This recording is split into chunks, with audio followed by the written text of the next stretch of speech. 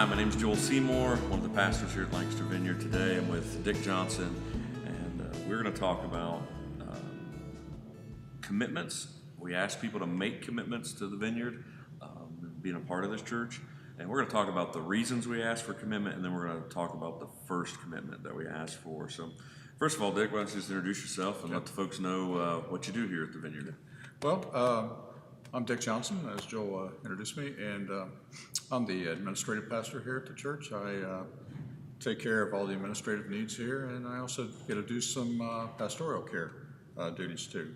So, been here since about 2002. I've been on staff since 2011. In my previous work life, I worked at a place called Diamond Power for 36 years, and Lord led me here. It's been a good journey. Yeah. Does a great job, has a great pastoral heart, and he's very organized, which is good for a person like me. Well, Dick, I want to jump right in. We do ask folks to make commitments, and before just laying out the commitments to them, we try to explain why a church would even ask for commitments. And so as we just begin that, I know you often talk about that in the sense of we're asking people to commit to things they don't even know how to do yet, and yet that happens all the time in life. For instance, I think in one of your previous lives, you served in the military, and so tell us about that commitment. How old were you when you made that commitment? Well, I was 18 years old. I was right out of high school. Vietnam was peaking, and so I decided to enlist in the Navy. Little did I know what I was signing up for when I did that. Yeah. You take your oath. You think your life changes dramatically. Sure. So there's a lot of things you don't know about when you make that commitment. Likewise, I believe as a Christian, as a person who gave their life to Jesus recently, or maybe it's been years, and there's just things we don't know how to do.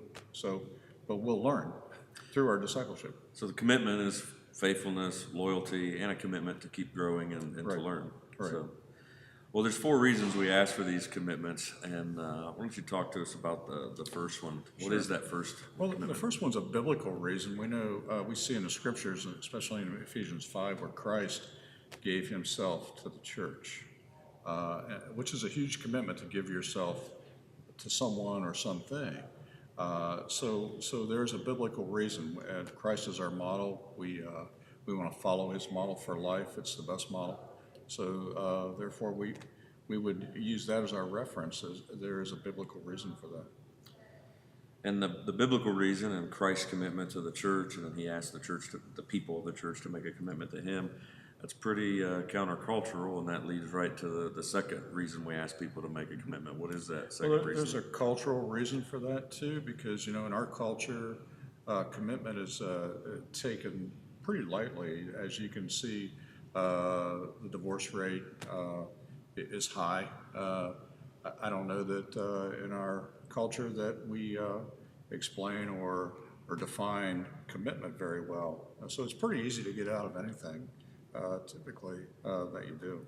Even your life's a little bit of an anomaly because you worked at Diamond Power for so many years, and how many? 36 years. 36 years. Yeah.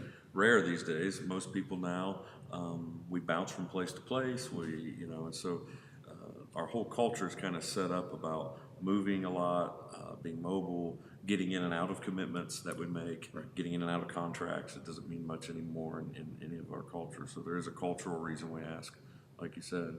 The third reason, what's the third reason that we ask for? There's a practical reason.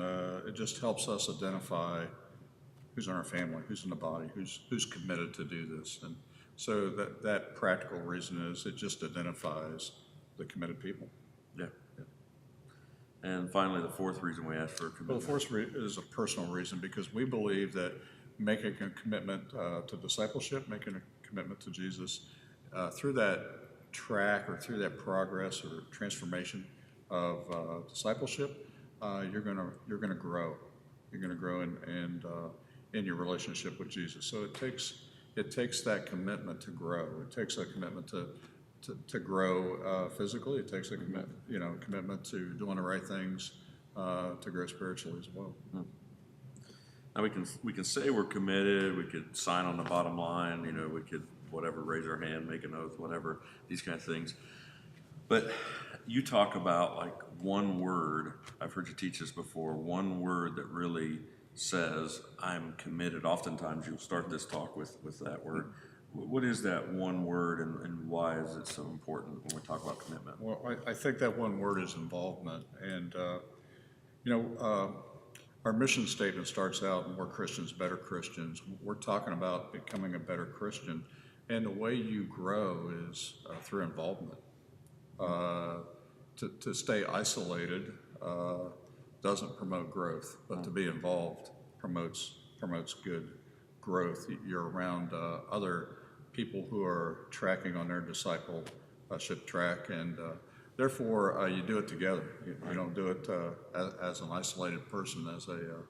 I often think of it this way: you never see in the Bible people who are lone rangers, who are just off by themselves tracking this out. There's always other people around them, and involvement helps you get introduced to other people. You become part of the body. So we're asking you to commit. We're asking you to be involved, and so we're going to segue into. There are 4 commitments we ask you to make, and those 4 commitments are to Christian discipleship. It's to Sunday morning and small group attendance. It's to ministry, and it's to financial contribution. And really, you could explain all of those with that word, involvement. And so, Dick, why don't you take just a few minutes to talk about the idea of being involved or committed to Christian discipleship? What's that mean? Yeah, we'd asked that if you consider us as going on with us, that you would commit to Christian discipleship, because when you think about it, committing to Christ is, as Gary talks about in Salvation, is one of the largest or the biggest commitments you'll ever make. Even more so than committing to us as a church, as being involved with us. Being involved with Jesus is a big commitment, and therefore we would ask you to commit to that track of discipleship. I believe Jesus died for way more than just us sliding into heaven. He really did. And it's through that ongoing transformation that we would term as sanctification, that you grow, that you don't always know everything, like we said, that'll come along. You don't know all the techniques and things like that, but even as pastors, even as people who have been in the faith for a long time, we're still learning. There's still things that we're learning. So it's this ongoing transformation, this ongoing commitment to discipleship that helps us grow, that shows, that promotes growth personally, but it also promotes growth in the kingdom. And so I would just say it that way. It's just that ongoing transformation that really promotes that growth and really keeps us committed to our discipleship.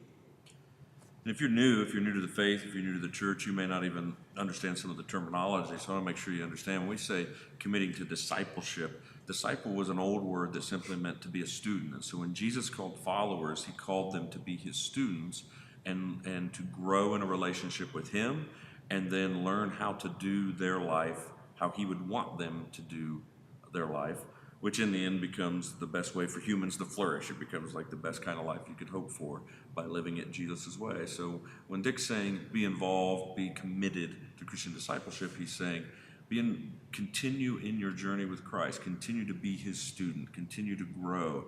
He used the word transformation, continue to be transformed. We have a tagline here, come as you are, but don't stay as you are. So we welcome everybody, but in relating to Jesus, having friendship with Jesus, being his student, it changes our life, and we're asking people to commit to that for the rest of their life, to keep growing with Christ. Anything else you would add to this commitment to Christian discipleship before we wrap up? Just I can speak personally, okay? From a personal experience, I've been a believer for quite a while, but I can't say that I've been a disciple that long. I really didn't know what it meant. I thought the whole key to this was accepting Christ and then just live your life. but there's a bigger commitment in this. And so I've learned a lot, especially since coming to this body of believers, about what it means to be a disciple of Jesus. But it's huge. Reminds me of an old Dallas Willard quote. He said that grace is opposed to earning, but it's not opposed to effort. That we receive, as you heard in the earlier talk about salvation, we receive this gift of salvation by grace. It's a free gift. But to continue to be in a position to receive the grace to be transformed, we have to position ourselves to receive that grace. It's almost like it's always being poured out, and I have to put the effort in to hold my hands out to receive it. And then as I receive this gift, I'm transformed. We're asking you to continue in your walk with Christ and to continue to be transformed. So, Dick, thanks for your time. It's a great job explaining that commitment. And we look forward to you to watch the other videos as we talk about the commitment to Sunday morning and small group attendance, the commitment to serving in a ministry, and a commitment to financial contribution.